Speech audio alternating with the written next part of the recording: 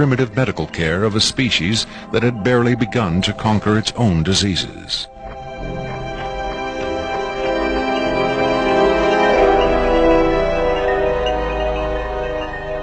But as we will hear, there are those who claim that to the aliens, death is not a final end to be feared, but a mere transition. It was in the late 40s and early 50s that the U.S. government's policy toward UFOs was formulated. Publicly, there was Project Blue Book, which made a great show of gathering data on all the major UFO sightings, finally declaring them all to be hoaxes, mass hysteria, or swamp gas. But secretly, there may have been another policy at work.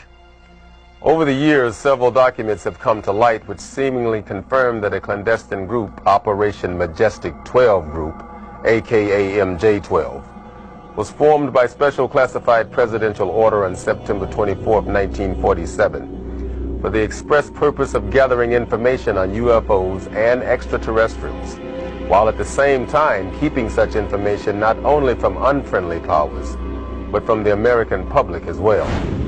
If indeed Area 51 has become the nation's repository for alien technology and possibly alien visitors, then the extra-constitutional justifications for such secrecy were developed in the MJ-12 Group's planning sessions. James B. Forrestal, Secretary of Defense under President Harry Truman, is widely accused of being the mastermind behind the creation of MJ-12. Once created, Majestic may have expanded its mandate beyond what Forrestal had intended. Whatever secrets Forrestal may have known concerning flying saucers and alien visitors, that knowledge died with him when in 1949 he mysteriously plunged to his death from a window at Bethesda Naval Hospital. Though he was being treated for depression, many UFO researchers doubt that his death was a suicide and point to the sinister workings of the possibly mythical MJ-12, which in their hypothesis may have been protecting its secrecy from a man who had come to believe the people had a right to know. As late as 1989, according to Bob Lazar, the identification badges at Area 51 read MADGE for Majestic. In December 1994, a document purporting to be the Majestic 12 Group Special Operations Manual was leaked to a noted UFO researcher. It contains the following directive under the heading Isolation and Custody. EBEs will be detained by whatever means are necessary and removed to a secure location as soon as possible. There follows this disturbing amplification.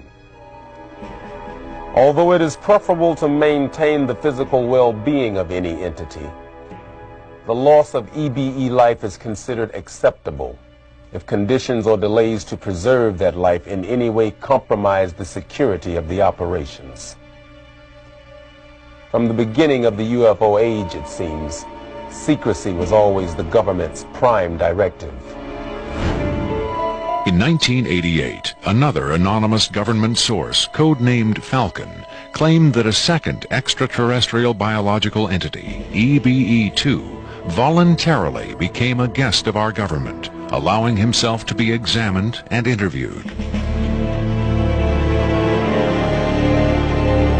In this scenario, Area 51 became, for a time at least, a sort of extraterrestrial embassy, the setting for mankind's first attempt at diplomacy with beings from another world. Different sources disagree as to how communication was established.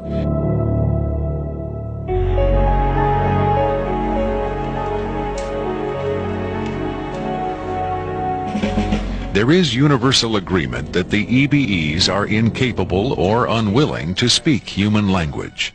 In addition to the pictographs used by EBE-1, it has been reported by Falcon that in the early 1950s, EBE-2 was fitted with some sort of artificial voice box, allowing him to speak words, and that he learned the English language very rapidly. Other sources doubt this story, however.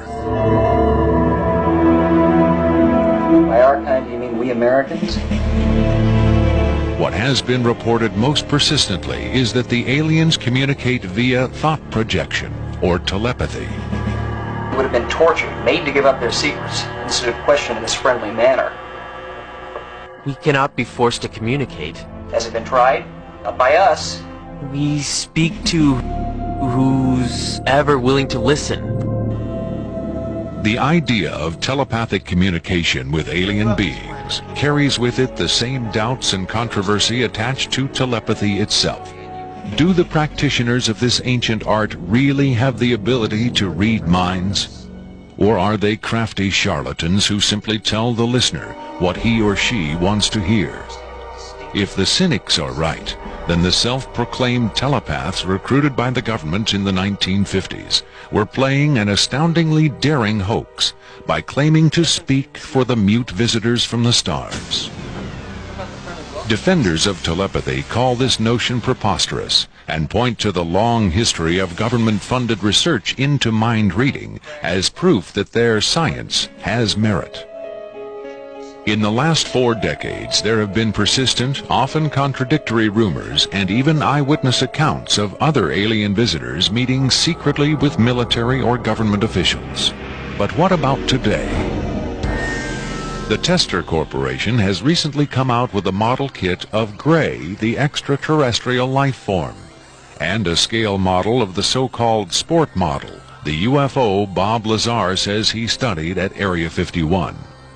This UFO kit has quickly become one of the most successful model kits in the history of the company.